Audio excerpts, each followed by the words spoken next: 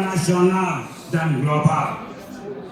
Kami melihat bahwa sinkronisasi menjadi masalah utama dalam tata kelola pembangunan Aceh yang berakibat pada kegagalan pemerintah Aceh dalam penggunaan anggaran pembangunan untuk menceritakan rakyat.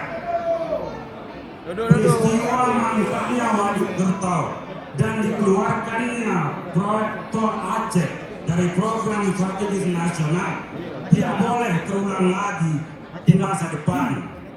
Hal ini dikarenakan ketidakmampuan dalam bersinergi dengan pemerintah pusat.